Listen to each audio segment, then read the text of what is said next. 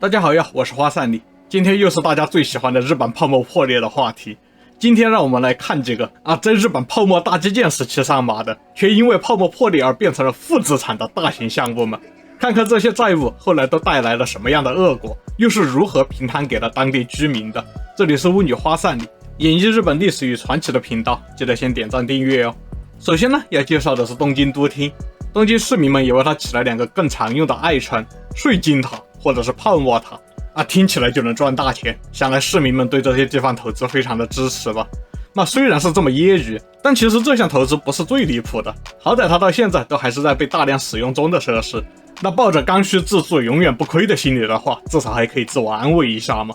东京都厅呢，位于东京都新宿区西新宿站附近，1990年由建筑师丹下健三设计，共48层，高248米，由第一本厅舍、第二本厅舍和东京都议会会议堂组成。黄金地段的超高层建筑当然是很花钱的，当年为了这个列算花掉了1600亿日元的预算，所以才被揶揄成税金塔嘛。当然作为基建肯定是需要维护的，造价越高的建筑维护费用自然也是越高。建成之后，这个项目的维护费用大约是每年还要花40亿日元，嫌贵？不，这是最低限度的维护了。因为开建时呢，这是泡沫高潮期，所以设计新潮，用料复杂。然而修成的时候，泡沫却已经破裂了。从建成初期开始就拿不出正常应有的维护费，所以每年才只花了40亿。那这样过了20年，现在维护不足的表现已经很明显了，很多楼层都出现了漏水渗水的现象。前几年东京都政府招标修缮，最后建设公司们的修复报价都是在1000亿日元左右，而且预估需要每10年大修一次。当然这个天价直接就被议会以压倒性票数给它否决了，所以现在依然是每年都要花40亿日元，却还用着很难受的状态。那不如花1000亿重新建一个简单的政府大楼，这种提议曾经受到过支持，但是现在这种地处繁华的高层建筑要拆除起来也要花不少的钱，然后就一直这样勉强的拖着了。那东京这个单个建筑的债务，在大阪当年的地方债面前简直是不值一提。大阪政府曾经在大阪湾电川河口修建了超级基建大阪人工岛群，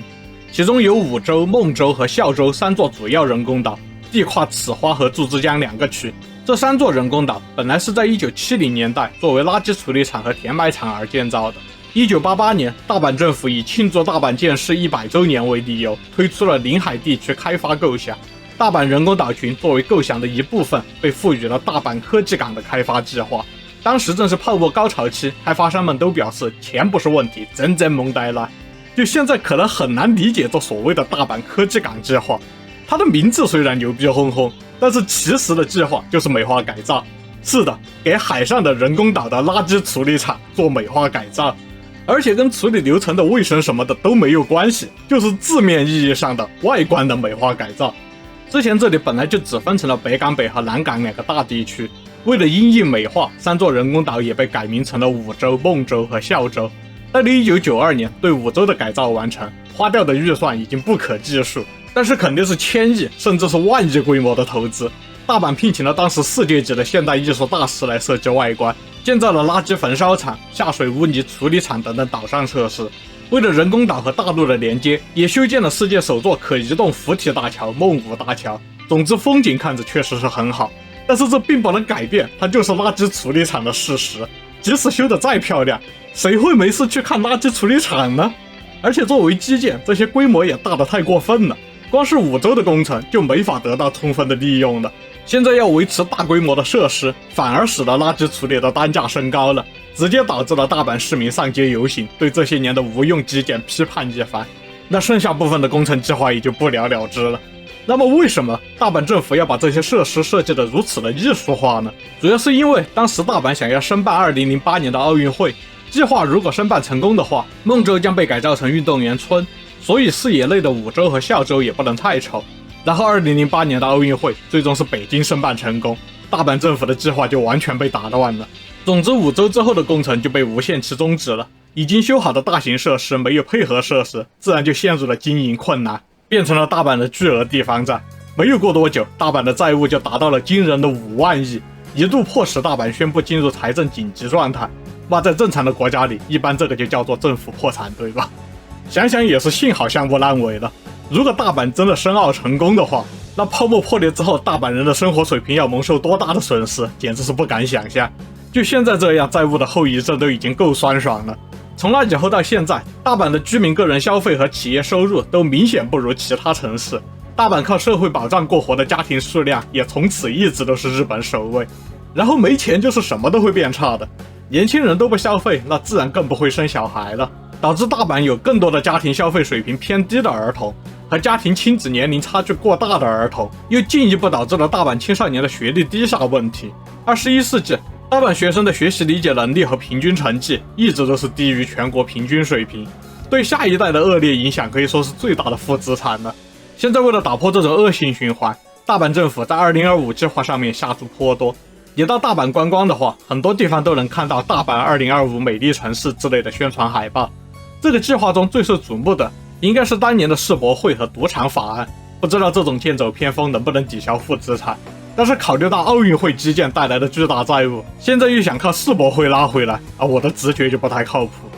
然后泡沫时代也是日本人的滑雪热潮期，恋人是圣诞老人，带我去滑雪，这些都是代表了一个时代的广告词。于是当时很多地方政府都支持企业修建大型滑雪度假村，然后就出现了超级烂尾工程苗场度假村。那苗场度假村位于新泻县，是一个以滑雪为中心的集娱乐设施于一体的度假胜地工程，现在是入不敷出的负资产了。其中最出名的是度假公寓。随着泡沫破裂，日本人的生活不再那么轻松了，滑雪旅游的热潮也迎来了终结。那苗场度假村的人断崖式下跌，于是娱乐设施和周围的商店也都无法正常运营下去了。后来滑雪村只能保证初级滑道的日常开启，周围的餐厅和纪念品店也都不开门了，游客们只能在酒店里解决一切需求。作为度假村的体验都快跟滑雪场差不多了，吸引力自然是大大减小，游客都不想来了，谁还来买公寓呢？那这个造价昂贵的高级公寓就一路降价，现在的房价已经跌到了泡沫破裂时的1/1000左右。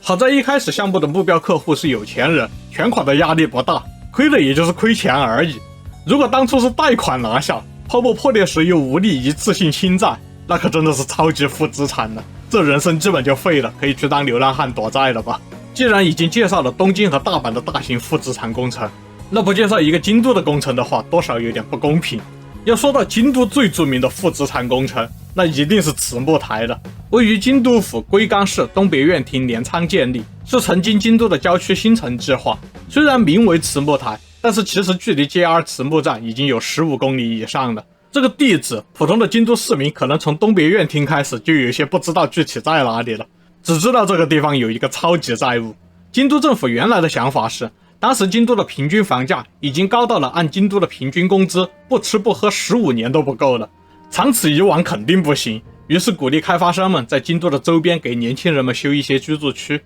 为什么要选这里呢？主要是因为当时有传言称这里要修一个新的轻轨站，于是吸引了许多希望移居到京都的人和土地投机者们大量购买这里的土地，地价也是迅速上升。那既然都有这么多潜在居民了，自然就有开发商规划了这里的新城计划。但是最后人们心心念念的轻轨却因为泡沫破裂而没有通车，泡沫破裂也导致了慈木台新城的主要开发商破产，他们的经营贷款主要来自大阪市的几家银行。所以虽然是出自京都的烂尾工程，基建和债务大部分还是烂在了大阪。然后慈木台这个地方就牛逼了，位于海拔500米的深山中，去往城市的有轨交通站点在10公里之外，甚至新城内的道路、水道和银行等的基础设施都被大阪市政府查封抵债了。如此绝地，被当地人戏称为陆上孤岛、极限新城或者北社的马丘比丘。幸好轻轨还没有开工吧，不然的话居民们还要喜迎北社的卡帕多奇亚。然后这个慈木台新城它是位于京都和大阪的边界，虽然一开始居民买地的地方是属于大阪府慈木市的一侧，但是规划新城时要绕开禁止建房的城市化调整区，于是开发商就在不符合建筑标准的京都府龟冈市私自开发了新城。泡沫时期新城自然是香饽饽，慈木市和龟冈市都认为这是自己的新城，然后泡沫破裂之后，两地都拒绝接手当地的基建，最终当地居民只能集资买下了慈木台的基础设施来保障基本的生活需求。现在慈木台新城的道路全部是属于慈木台自治体的私有道路，修缮费用也需要居民们自己承担。那为了减轻修路的负担，当地居民都只敢买轻型车，严厉限制重型车上路。去城市那么远，出门光是油钱都不便宜了，而且山中还要自费准备泥石流等等灾难的防范设施，负担极大。最近几年，因为远程办公越来越多了，到这里买便宜的地建大房子的人也有所增加，于是平摊给一个人的维持费用有所降低，情况比以前稍微好了一点。都看到这儿了，别忘了点赞订阅呀，我们下期再见。